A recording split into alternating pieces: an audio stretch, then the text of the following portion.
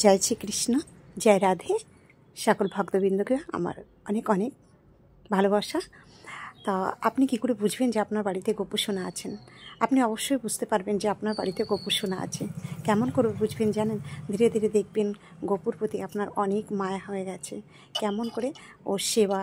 আপনি যত বেশি আপনি গোপু সোনাকে সেবা করবেন, ততই আপনার মনে অনেক অনেক ভক্তি আসবে। আর আপনার বাড়িতে যদি গোপু সোনা থাকে, তাহলে আপনি এইভাবেই গোপু সোনাকে স্নান করাবেন। আমি যেমন গোপু সোনাকে আজকে সকালে উঠেই সমস্ত পরিষ্কার পাঠ করেছি, করার পরে গোপু সোনাকে আমি প্রথমে জল দিয়ে স্নান করিয়েছি, তারপরে দুধ দিয়ে স্নান করিয়েছি, তারপরে পুষ্প জল দিয়ে গোপু সোনাকে স্নান করিয়েছি। আপনারা ঠিক এইভাবেই গোপু সোনাকে স্নান করাবেন। আর দেখবেন গোপু সোনার মুখটা কত সুন্দর লাগবে, হাসি হাসি ভাব লাগবে। আর সুন্দর আপনারও ভালো লাগবে যে বাড়িতে আপনি কোনো গোপু সোনা আছে। আপনি কখনো ভাববেন না যে এটা পিতল, না, কখনোই না। গোপু সোনার কথা বলে, গোপু সোনার সমস্ত কিছুই বুঝিয়ে দেয় যে আমি আছি বাড়িতে।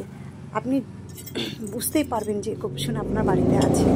যখন আপনি পুজো পাঠ করবেন, তখন দেখবেন অনেকভাবে আপনাকে গোপু সোনা ইশারা দেবে। যেমন গোপু সোনা দেখবেন কখনো বাঁশি নড়ছে, কখনো খাবার দিতে দেরি হয়ে গেলে দেখবেন যেন কেমন একটা পিছন থেকে আওয়াজ আসছে। তাহলে আপনি বুঝতে পারবেন যে আপনার গোপু সোনা আপনার বাড়িতে আছে। আরও ভালোভাবে বুঝতে পারবেন, দেখবেন আপনি যখন পুজো করবেন, তখন আপনার দিয়াতে আপনি যে প্রদীপটা জ্বালাবেন, সেই প্রদীপে দেখবেন একটা ফুল এসে গেছে। তখন বুঝবেন যে আপনার বাড়ির স্বয়ং ভগবান বাস করে। আর আপনার ভিতরটা তখন অনেক আনন্দে ভরে যাবে। আপনি অনেকভাবে গোপাল পুজো করলে বুঝতে পারবেন যে গোপাল আপনার অনেকভাবে সাড়া দেবে, সত্যি সাড়া দেবে।